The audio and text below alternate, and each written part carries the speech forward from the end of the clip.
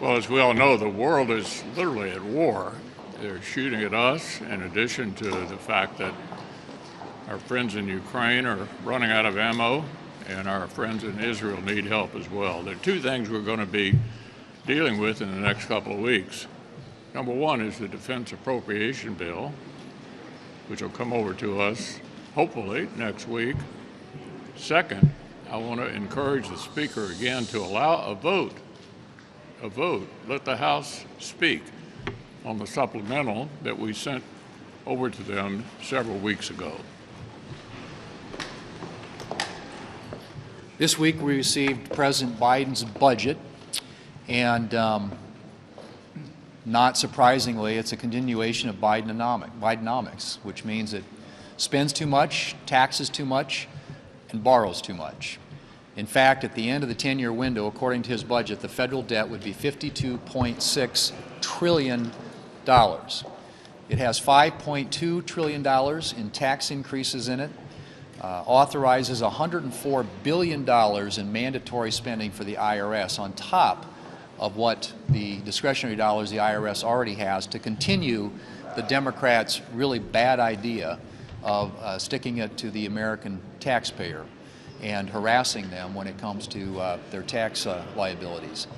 And then on top of all that increase in domestic spending and trillions in debt and trillions in taxes, the one thing he does for the fourth year in a row in his budget is his defense budget does not keep up with the rate of inflation. So you've got defense being reduced, you've got all the domestic spending and all the tax increases and all the debt piling up years and years and years into the future. This is not what the American people are looking for. This isn't sustainable, and that's why 7 in 10 Americans don't think the country is headed in the right direction. The President's budget doesn't do anything to dispel that belief. In fact, it doubles down on policies that make the lives of the American people much, much worse, and America's national security much less safe.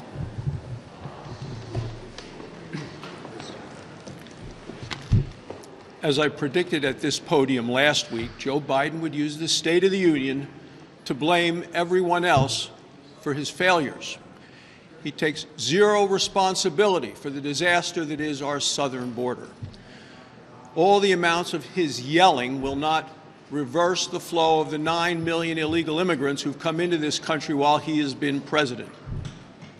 And no blaming will bring back innocent victims like Laken Riley, who was brutally murdered.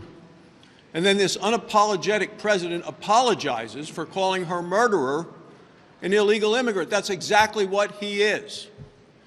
And then the president tries to mislead the American people into saying, oh, we just need new laws. The president needs to stop abusing the law, which he is doing with mass parole for millions. At the beginning of his term, Joe Biden threw open the southern border to people from all around the world. He stopped construction of the wall, started a program called Catch and Release, releasing into the United States. He's made our country a haven for criminals, drug dealers, people who are on the terrorist watch list. And this past weekend, the president's interview said he's going to continue to do more of the same. He has no intention of stopping, none whatsoever. What he actually said is what we just need to do is have more orderly flow. Mr. President, 2 out of 3 Americans say you are dead wrong on that. They want a secure border, and Republicans have plans to secure the border. We know what to do. It's stop this catch and release. It's finish the wall. It's bring back a policy that worked called Remain in Mexico. The American people deserve a president who is honest with them. That's not what they got from Joe Biden during his State of the Union.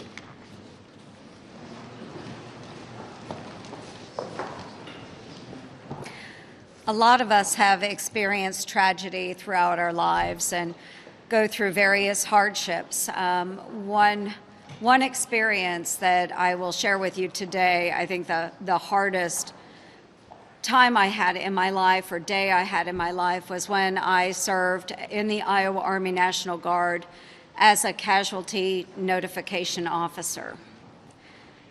I had to go to a home in southwest Iowa and let a mother know that her son was not coming home from Iraq. And this morning, a similar situation happened to a family that I have followed closely, and that's Ruby and Hagit Ken.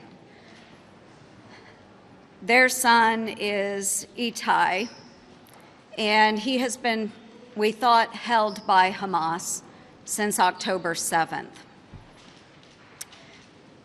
Now, Ruby and Itai had the hope that their son would be coming home. He is an American citizen, and they were notified just recently that their son had perished on October 7th, and this was just confirmed. So I spoke with them this morning, and it was very emotional for me as I thought about the fact that their son will not be coming home. All hope has been dashed.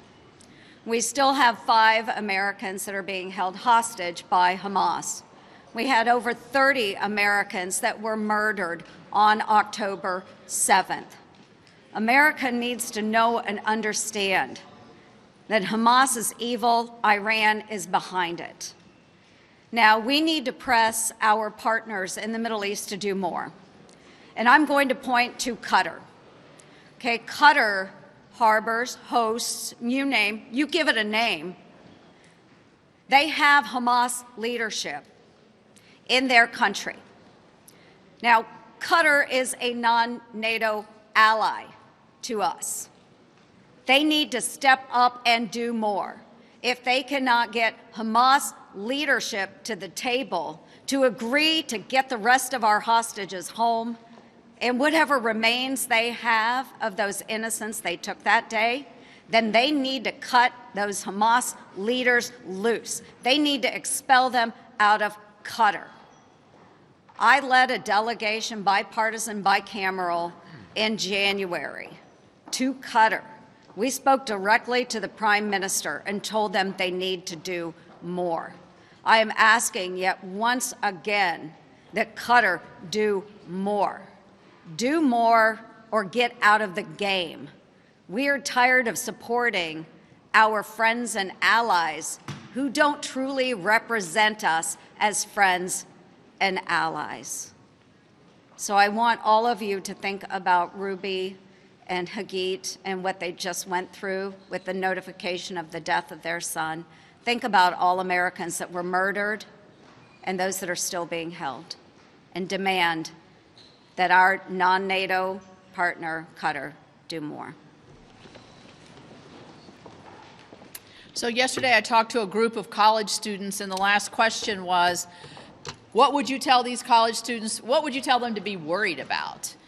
And I said I would tell them to be worried about the chaotic world that is happening right now. And they said, well, what do you mean by that? And I said, well, the natural, Israel, Gaza, Ukraine, and Russia, Taiwan, and China. Those are very unsettling for the future and what Iran is doing.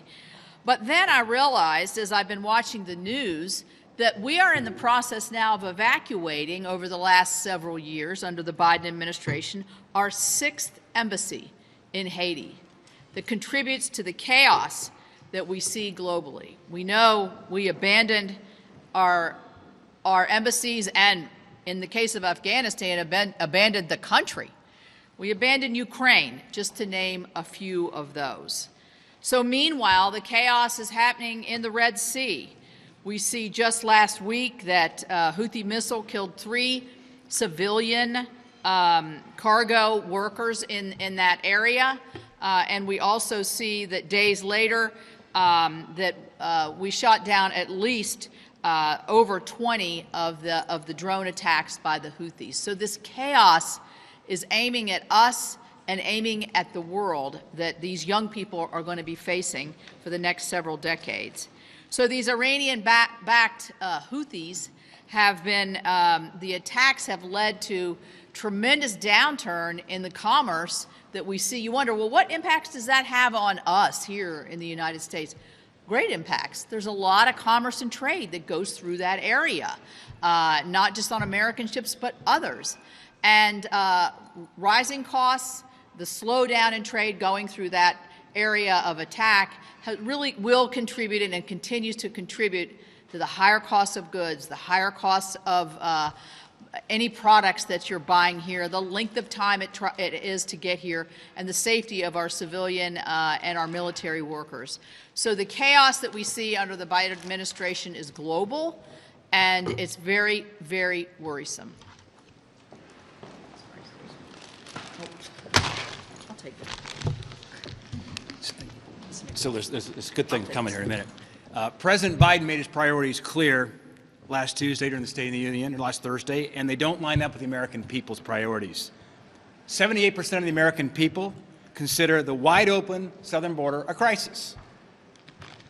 So before the president even got to the #1 issue that the American people are most concerned about, Biden yelled about the size of a Snickers bar and how many chips are in a bag. We heard about Snickers and chips in a bag, and it was 40 minutes into his speech before he finally started talking about the #1 issue the American people care about, and that's the wide open southern border. And sadly, it got worse from there. When Biden acknowledged the tragic death of Laken Riley at the hands of an illegal immigrant, and he could not even get her name right. And then, instead of apologizing to her family, he went on to later apologize to the illegal immigrant who murdered Laken Riley. Biden is not taking this crisis seriously. We saw that 40 minutes into his speech before he even talked about it. The crisis that the American people are concerned about and say it's their #1 issue. Unsurprisingly, the Senate Democrats are right there with them. Friday night, we were here voting. Probably it was a good thing for the Democrats as a Friday night because most of the media had gone home and wasn't covering it. You always want to bury something that happens, announced on a Friday night. We voted on an amendment that would have prevented illegal immigrants from being counted in the allocation of congressional seats and electoral college votes. Let me say that again. We voted on an amendment that would prevent illegal migrants from being counted in the allocation of congressional seats and the electoral college. Every single Democrat voted against that.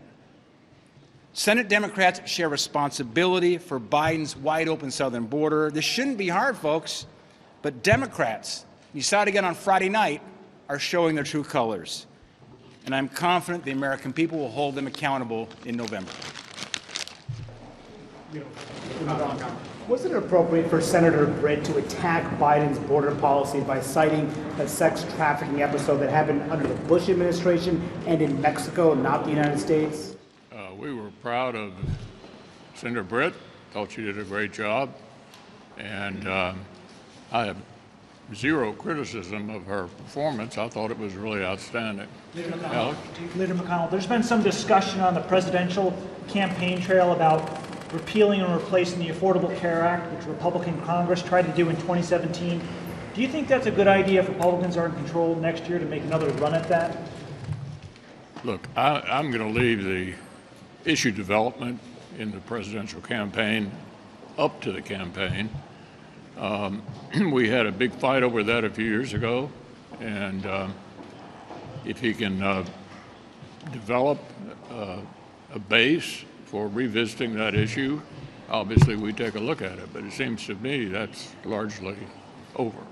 The House Republicans are considering making Ukraine aid that's non-lethal a loan instead of just sending it off by itself, the bill that you had passed already.